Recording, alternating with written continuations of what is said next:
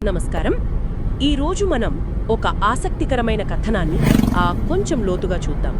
దాని పేరు the wisdom of the very driver. దీనిలో కొన్ని ముఖ్యమైన విషయాలున్నాయి.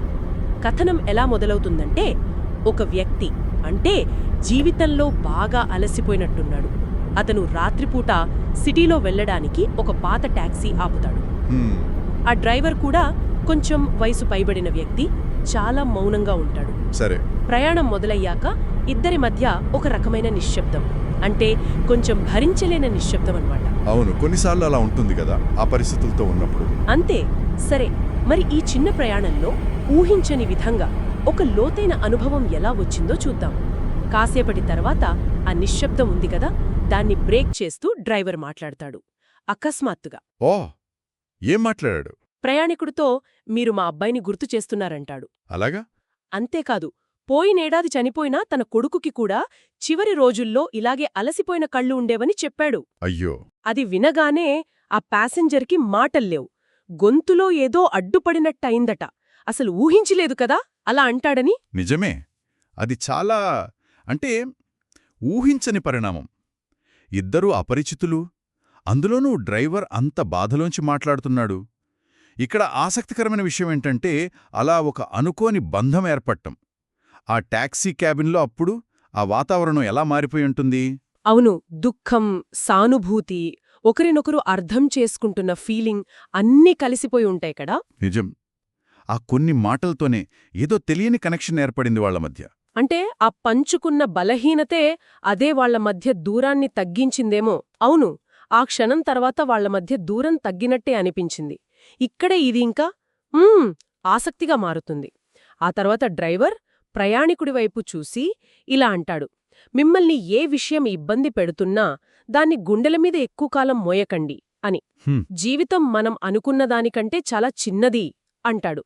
ఈ మాటలు వినడానికి సింపుల్గా ఉన్నా చాలా లోతైనవి అంటారు. మంచి ప్రశ్న అడిగారు.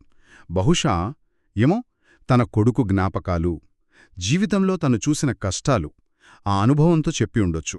ఆ సలహాలో బలం కేవలం మాటల్లోనే కాదు, అది ఎవరు చెప్పారు, ఏ టైంలో చెప్పారు అన్నది కూడా ముఖ్యం. నిజమే.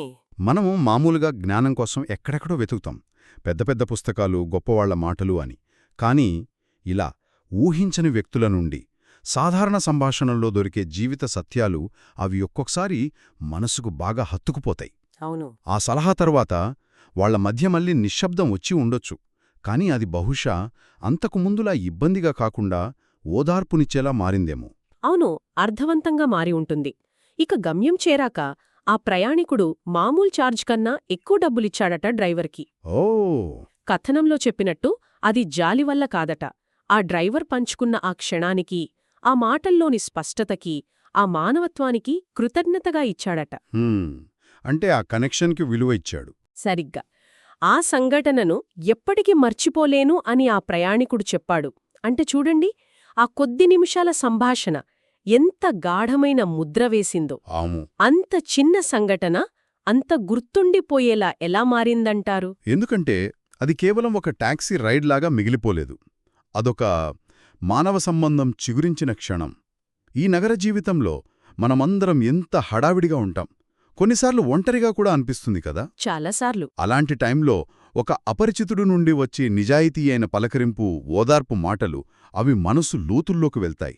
ఆ డ్రైవర్ మాటలు ఆ ప్రయాణికుడు అప్పటికే మోస్తున్న భారాన్ని గుర్తించి దానికి కొంచెం ఓదార్పునిచ్చాయి. అవును. అందుకే ఆ కొద్ది క్షణాల అనుభవం, అది ఎన్నో గంటల లెక్చర్ల కంటే ఎక్కువ ప్రభావం చూపించింది, మరుపురానిదిగా మిగిలిపోయింది.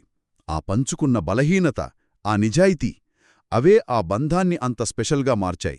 కాబట్టి మొత్తంమీద ఈ కథనం నుండి మనం నేర్చుకోవాల్సిందేంటంటే, ఊహించని పరిచయాలు, పంచుకున్న బాధలు, ఇలాంటి చిన్న చిన్న సంభాషణలో కూడా ఎంతో లోతైన జ్ఞానం, ఓదార్పు దొరికే అవకాశం ఉంది. నిజమే. మనం రోజువారీ హడావిడిలో ఇలాంటివి గమనించకపోవచ్చు. అవును, కానీ అవి మనపై తెలియకుండానే ప్రభావం చూపుతాయి. ఇదంతా వింటుంటే ఒక ఆలోచనొస్తోంది. మన జీవితాల్లో కూడా ఇలాంటి చిన్న చిన్న సంఘటనలు, అనుకోని పరిచయాలు ఎదురవుతూనే ఉంటాయి గదా. అవును, ఉంటాయి. వాటిని కేవలం అలా జరిగిపోయాయిలే అనుకోకుండా ఒక్క క్షణం ఆగి గమనిస్తే, ఏమో, వాటిలో కూడా ఇలాంటి స్పష్టతనిచ్చే క్షణాలు, మనం మర్చిపోయిన మానవ సంబంధాల వెచ్చదనం లాంటివి కనిపిస్తాయేమో ఆలోచించాల్సిన విషయం.